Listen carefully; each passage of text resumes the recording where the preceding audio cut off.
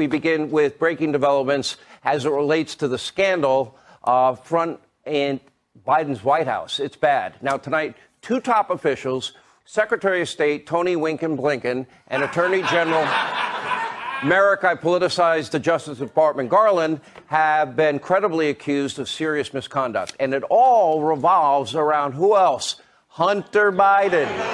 All right. Now, breaking tonight, we're learning that your Secretary of State is shady. He's lying. He's a hack. He's not to be trusted. Now, remember that bogus October 2020 letter? 51 former Intel experts all claiming that the Hunter Biden laptop had, quote, all of the classic earmarks of a Russian information operation. They all said this with no knowledge at all whatsoever because none of them saw the laptop. Now, this is the very letter that big tech and the media mob used to discredit and censor the very true Hunter Biden laptop story only days before the 2020 presidential election. All right, so our friend and investigative reporter, editor-in-chief at justthenews.com, John Solomon, is now reporting that a former CIA director, Mike Morrell, admitted to Congress that he organized that letter for the reason to influence the 2020 election. Now, he did it at the direction of Tony Winkin Blinken. Now, at the time, Blinken was working as a foreign affairs advisor for the Biden campaign.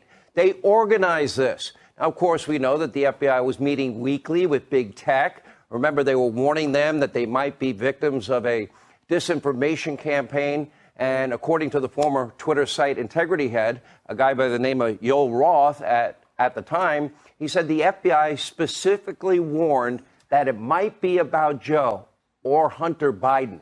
Now, the FBI had Hunter Biden's laptop since December of 2019. They could have easily authenticated that. Well, maybe they even did. But the FBI also knew that President Trump's attorney at the time, that would be Rudy Giuliani, had a copy, and that information would likely leak. You see how this all now comes together? Now, so when the New York Post first reported the details of that laptop from hell, well, Tony Blinken was ready with a plan to deceive you, the American people, as Biden was entering or trying to get that office and win the election.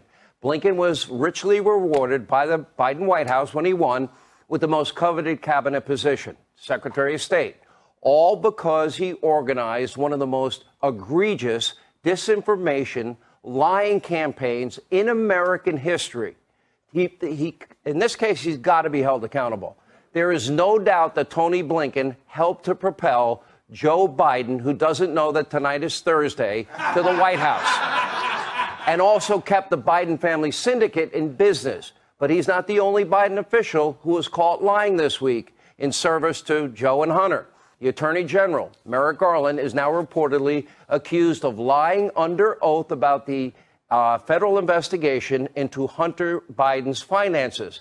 Now, last night we learned that an IRS criminal case supervisor has filed for official whistleblower protection.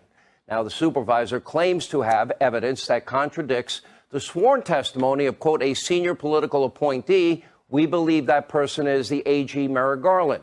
Now, according to the whistleblower, Hunter is receiving preferential treatment. In other words, Hunter's criminal case is being mishandled, swept under the rug, apparently. And keep in mind, the whistleblower is not a political person. He or she gains nothing from coming forward except probably abuse on fake news, CNN and MSDNC, but is still choosing to do the right thing. Now, here's the whistleblower's attorney earlier today on with Bret Baier. Take a look. My client wants to come forward. He's not a political person. He's not a social media person. He's not coming here with a political agenda. He's been at the IRS for a long time. He's been at the IRS for more than 10 years.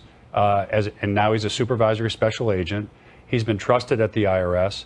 He's actually been trusted as an assistant special agent in charge in other cities and trusted with international investigations and working with other countries' tax enforcement bureaus. Now, this IRS supervisor is doing the right thing, though through the appropriate channels. But now Hunter Biden's attorney is now threatening this whistleblower, accusing him of committing a crime simply for coming forward to expose what he believes to be misconduct. Take a look. My client wrestled with whether or not to come forward. He had a lot of sleepless nights about coming forward with this. At the end of the day, he decided that he could not live with himself if he stayed quiet and said nothing. So he's coming forward, but he knows that he's going to be attacked. And, really, attacks like this are kind of what he was worried about. But he wants to come forward, tell the truth. You see that as fairly threatening, that letter. I don't think it helps, I don't think it helps whistleblowers as a whole. I mean, there is a strong contingent on the Hill that believes in the whistleblower programs to shine the light on government agencies and programs and to enable people to come forward without getting threatened. And it's unfortunate that that statement was made. All right, but wait a minute. I think back. Don't Democrats revere whistleblowers? Oh, yeah. Right? I think they do. Remember during Trump, they even like hearsay whistleblowers. Anyway, they were praised, they were exalted, and yet fake news, CNN, MSDNC, they care. They're going to ignore the story, this major story. Why is that? The answer is simple. They don't really care about whistleblowers, only ones that are against Donald Trump, and they want to protect Joe Biden and Hunter Biden. And you better believe that the current federal investigation into Hunter Biden and the Biden syndicate and the whole family is likely going to implicate the big guy big time and his 10% or taking half his salary as Hunter whined in his own laptop. Hey, Sean Hannity.